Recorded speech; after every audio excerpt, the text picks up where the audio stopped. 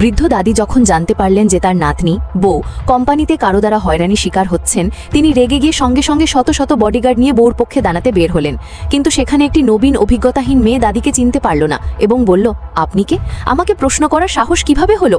আজকাল তো বিড়াল কুকুরও নিজেকে বড় মানুষ ভাবতে শুরু করেছে। দাদি হেসে বললেন, তুমি সত্যিই আমাকে চিনো না? মেয়ে জবাব দিল, দেখুন, প্রতিদিন কত মানুষ আমার পেছনে থাকে বন্ধুত্ব করার জন্য, আমি কি সব কেউ চিনতে পারি? আসলে এটি কয়েকদিন আগের ঘটনা। একদিন সেই মেয়ে সবজি বাজার থেকে ফিরে যাচ্ছিল।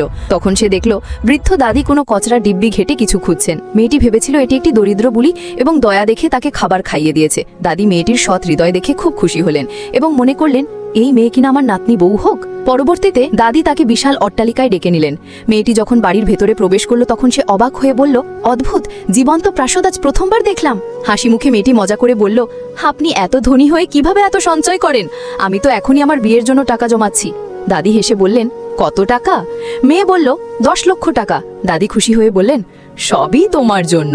তারপর দাদি তার চাকরকে বললেন অনেক গহনা ও দামি কাপড় নিয়ে আসতে, কিন্তু মেয়েটি তার দাম দেখে তা অস্বীকার করলো। দাদি জিদ করলে মেয়েটি বাধ্য হয়ে একটি সাধারণ আংটি বেছে নিল। জানতো না সেই আংটি কোম্পানির আসল মালকিন হওয়ার প্রতীক। দাদি মনে খুব খুশি হলেন। এখন যখন সে আংটি নিয়ে নিয়েছে, আর আমার বউ হওয়ার থেকে তাকে কেউ বিরত করতে পারবে না। কিন্তু দাদি জানতেন না যে মেয়েটি ইতিমধ্যেই তার নাতির সঙ্গে গোপনে বিয়ে করেছে। নাতি দাদির কাছে বিষয়টি লুকিয়ে রেখেছিল, কারণ সে ভীত ছিল দাদি মেয়েটির দরিদ্রতা দেখে তাকে অপছন্দ করতে পারেন। পরের দিন মেয়েটি কলেজে ভর্তি হতে গেলে হঠাৎ লিফটে তার নতুন স্বামী, যিনি কোটিপতির মালিক, এর সঙ্গে মুখোমুখি হলো।